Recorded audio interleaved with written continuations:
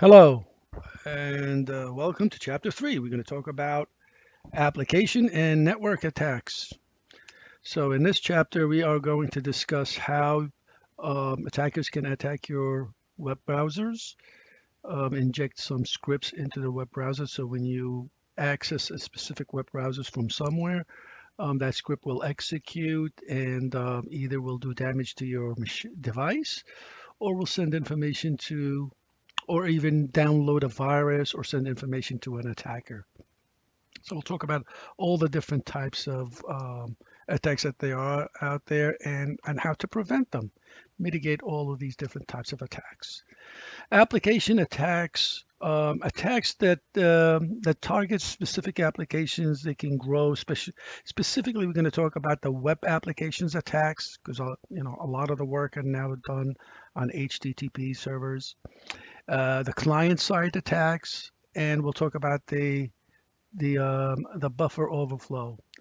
The 0-day attacks. 0-day attacks means really is when someone creates either a virus or an attack today, and if that ever happens, and of course, it can happen anytime. It's probably happening now. No one has a defense for it, and therefore there's no firewall entries or antivirus definitions that will be able to block this 0-day entry attacks. But we will talk about how to really, mitigate against this type of attack in the future, where we can set up a firewall, for example, where you can only allow connections that were initiated from inside the organization to allow to go back in and out. No connections from outside, and therefore that means no one will be able to communicate remotely into your servers. But we'll talk about that some other day. Um, Applications are, the first of all, make sure that you are using the up-to-date web applications. Chrome and the latest Microsoft Edge are, and even Firefox, they do a pretty good job. So I'm not worried about a lot of the stuff that we're going to be talking about. Um, those web browsers, those three top web browsers, they're already taking care of most of the problems that we're going to talk about now anyway. At least they're going to warn you and let you know. So you need, that there might be, you might be vulnerable to an attack. All right. For example, when you do an HTTP, if you type HTTP www dot xyz.com and you hit enter. So what's going to happen? You're going to go to a DNS server. They're going to look for the .com, the commercial DNS server. They're going to look up the word XYZ, the company, give you the IP address, and then then you are sent to this IP address, and hopefully it's a World Wide Web server. And HTTP, the Hypertext Transfer Protocol, will come in and grab an index.html page from that World Wide Web server and bring it to your browser. That's really how HTTP works. The problem is if you type HTTP, all the data that's being transferred from the World Wide Web server to your browser is in clear text. So if anybody is between you and that server will be able to see all that data that's being transported. That's why you want to use HTTPS. HTTPS sets up a VPN, which is really an encrypt. All the data will be encrypted and re-encapsulated into a new packet, so no one will be able to see the data in transport with HTTPS. So that's why HTTPS is preferably the best way to access a web page. But anyway, an attacker, for example, can attack the servers before you even access them. They can inject script, cross-site scripting as well. For example, we'll put a script into that web page. So when you transfer it into your web page and you execute it, then again, you may get a virus or you may get something installed on your system that you don't need, and so on. So let's go over these common web application attacks. What I want you to do is I want you to write the definitions of each one of them as we go along. So for cross-site scripting, so make sure you write that down. So the attacker actually places the script into the web page that you're trying to access into that index.html. So when you bring it over into your browser executes it. It might install unwanted files on your hard drive. It could be a malware, or it could be a spyware, or it could be an adware, it could be anything, or it could be some sort of a rootkit that gathers information. So you got to be very careful when that happens. Um, Typically, what happens when if you are accessing a web page that has XSS in it, Microsoft Edge or even an old Explorer will or even Chrome will give you a little window on the top that says this web page wants to execute the following XML or whatever XSS file. Do you want it or not to? If you know that the place that you went to is unfamiliar, or you're not familiar with it, you just went there for the first time, you probably don't want to do that. But if it's a place, let's say you to the college that you go into, and you know it's that it's a place that most likely does not have any attacks or viruses, you probably would want to say yes, because otherwise the web page will not execute properly for you.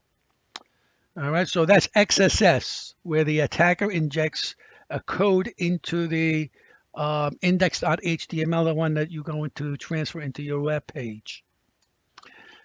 And they may SQL injection. SQL, the structured query language, is a database that has a lot of information about employees, their name, their addresses, their email addresses, their passwords, everything. And if you have thousands and thousands of employees, you may have problems. What you could do is attack this database and then put in a wrong email address. So when a user comes in and asks for puts in his real um, email address, for example, the SQL will kick out and say it's a mistake, and then this way the attacker will know what the email address that he's putting in.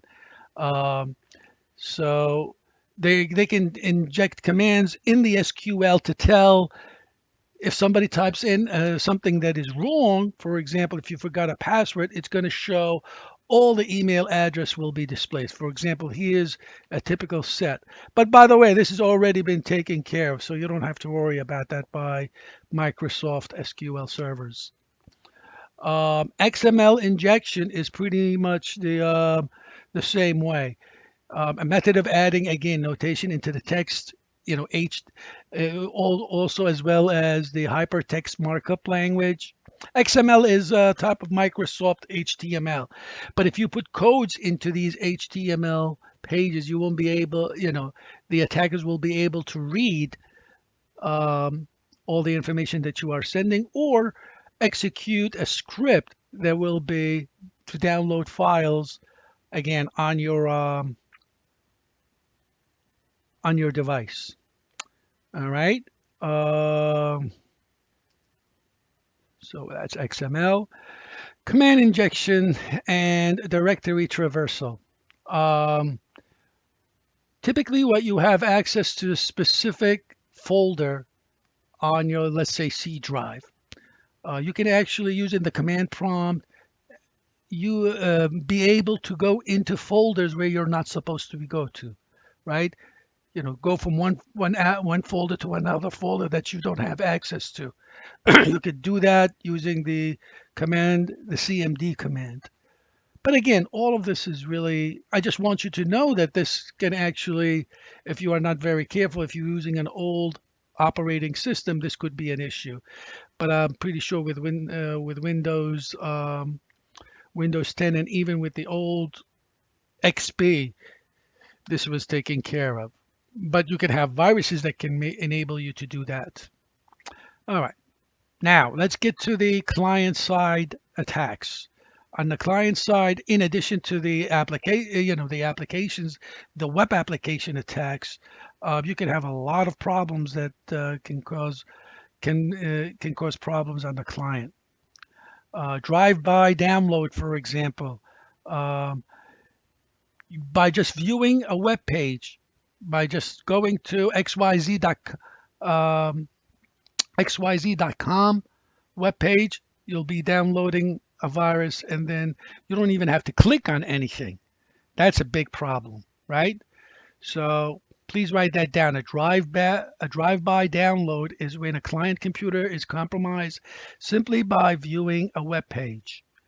All right. So this is what when we discussed the XSS. They can change the HTTP headers and all of that wonderful stuff that we talked about on the web page itself. So when you download it, when you actually view it on your using your browser, you'll be executing the attacker application or file. You could do it with the SQL. When it comes to cookies, cookies are very important. So please write that down as well. Cookies are store specific information on the user's local computer. So a lot of a lot of companies, when they create their web pages, there's a lot of bells and whistles on the web page. So when you go in for the first time, it's going to take a long time to load up that web page. So what they do is they store cookies on your hard drive so that next time you access that web page, it'll come up very, very quickly. But the problem is, of course, if there is a malicious cookie that sits on your computer, it could be there to do damage or steal information from you. So you have to be very careful. And those cookies, by the way, they stay there forever and they take hard drive space. So it is preferable to every once in a while, probably every month or 2 months or 3 months, depending on how much you access new web pages, to go and clear all the cookies. Just go to the internet options and go to advanced, and there's a button in there that says clean all the cookies. Clean them out every once in a while. Um, and I think your web browser, your antivirus program usually do that as well. All right, so there are three types of cookies. First-party cookies are created by the website themselves that currently you're visiting. Third-party cookies is someone else an advertisement in the web page. So for example, if you go to yahoo.com, Yahoo may have a first-party cookie for themselves for their own web page, but if there's an advertisement in there, that will be the third-party cookie and that might have a virus in there. A session cookie is stored in the RAM and expires when it only executes as long as the browser is open. All right. Persistent cookie is recorded on the computers on the hard drive. This is pretty much most cookies are persistent because they want them to always be on your hard drive, so that when you access the web page next time, it'll just come up much quicker. The page that is. A secured cookie is only when the browser visits a server over a secured connection. You will have that. It's always encrypted. So this is the best type of cookies that you really want. Over HTTPS, you get them. Flash cookies are use more memory than traditional cookies, and they cannot be deleted. Okay, so you'll see that when you do the change the flash cookies, when I give you the project on 3.6, you'll be able to change the flash cookie settings. All right. Session hijacking. Somebody may be able to impersonate the user by stealing or guessing the session token. Session is when you are connected to a specific server. When you are communicating, the session is open and you're sending and receiving data. Somebody can tap into this open session and hijack it and take over and be able to either grab some of the data that's being transported over that session, or even close the session itself. Malicious add-ons and when the browser's extensions provide multimedia or interactive content. For example, if you go to a web page and the web page has some animations, usually it's running ActiveX add-ons. Those ActiveX add-ons might have security issues. So therefore, You have to be very careful. You'll get a little window that says this web page wants to activate an ActiveX add-on, and then it's really up to you to say yes or no. And should you say yes or no? It all depends on the site that you are accessing. If you feel comfortable with it, then you go right ahead and execute that ActiveX add-on. Buffer overflow. Buffer overflow, please write that down because that's also been taken care of, but take that notes as well.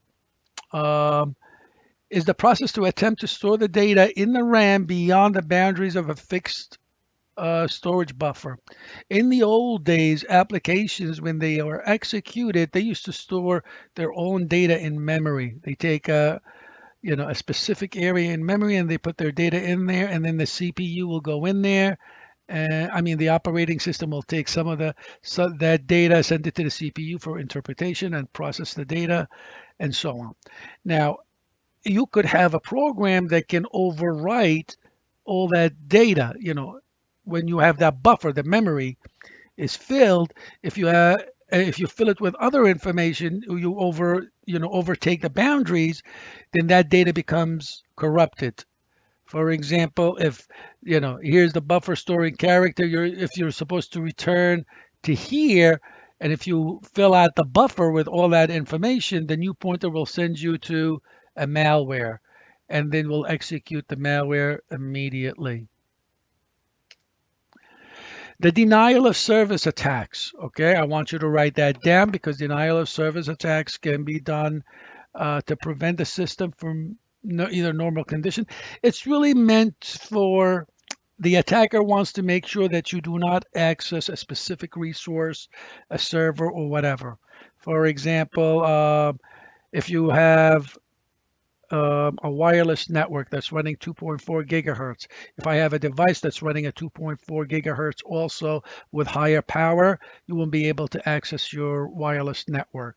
I can send a whole bunch of requests to a specific server, an infinite amount of requests. So if a legitimate user wants to come in, won't be able to access that server because it's busy servicing those, bogus requests. That's also a type of a denial of service attack. All right. The ping flood attack is when write that down. I want you to write down that when you can ping flood attack by just pinging all the time. If you remember from the 270 class when you were doing a TCP protocol, TCP is connection oriented application. So what they do is they have to do a three-way handshaking. The first thing that they do when the sender wants to send data is you have to make a phone call to the receiver. So what they do is they send a sync signal, a synchronized signal. Let's say, hello, are you there? To the receiver. The receiver has to send an acknowledgement, and you send back an acknowledgement to acknowledge that acknowledgement, a three-way handshaking. And then you have a connection, then you'll be able to send data.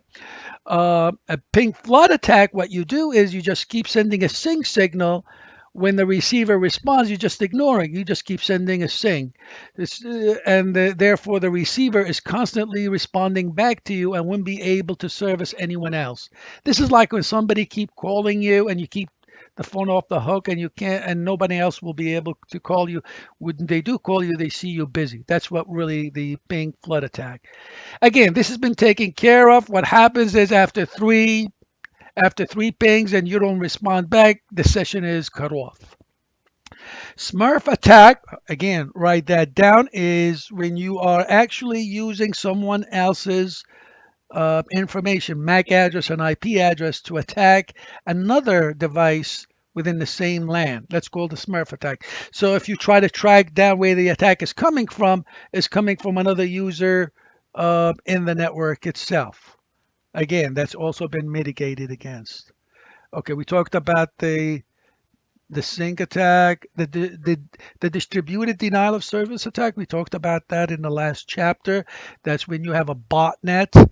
A botnet is a robot network where you have a lot of computers are as zombies, applications that are installed, software, malwares that have been installed on those computers. And because they are controlled remotely by an attacker, those computers are called zombies or a botnet or robot network. Because by one command, I can ask all of these computers attack a specific server, right? That's a distributed denial of service attack. Again, write these down. Interception, the man in the middle. This is like somebody is watching your data going back and forth. So if you're transmitting your data, let's say you went to Starbucks and you connected to um, an unsecured network. Your data is not encrypted. Anybody within there will be able to see everything that you are transmitting between you and the access point in Starbucks. So make sure you always connect to a secured network no matter where you are, so you can eliminate or mitigate against this problem with the man in the middle. It means, a device or somebody's watching everything and capturing and then relaying the data. That's the replay, relaying the data. And you don't even know that there's somebody watching the data. It's like the Wireshark. Or a protocol analyzers. You can easily download a Wireshark and be able to watch all the data that's traversing the network. Okay, a replay attack is when the attack makes a copy of the data that's being transmitted and then transmit it later on. What else do we need to know? ARP, the Address Resolution Protocol. For those who were in the 270 class, or the first networking class, will know that to be able to communicate with someone in your LAN, you need their MAC address. So what your device is going to do, he's going to send out an ARP request, an address resolution request. In other words, he'll say, whoever has this IP address, because you'll have his IP address, please give me your MAC address, your physical address. I need it because I need to send you a packet. The receiver will say, hey, this is my MAC address. He'll send you back he'll do what's called an ARP reply, send you back his MAC address. You take his MAC address, you stamp it on the frame, you put the packet in, and you send it to that person. Now, so you don't keep asking for this person's MAC address again. What you do is you put it in your memory, in your cache. So for example, here's an IP address and a specific MAC address to it. So ARP poisoning, what I can do is I can go in there in the cache in your memory and change the MAC addresses. So next time you go in your memory and you say, oh, you think it's that person that you need to send the data to, but you're grabbing my MAC address, the attacker MAC address, and you'll end up sending the data to me. So that's a problem. We'll be able to mitigate against this when you do port address security. Okay, in the Cisco classes, we'll be able to configure that and we'll prevent this type of problem. But please write that down, ARP poisoning and what it means. DNS poisoning, when you type www.xyz.com and you hit enter, what you're doing is you're trying to figure out, the reason that you type in the name is because you don't know what the IP address of the destination server that you are trying to reach.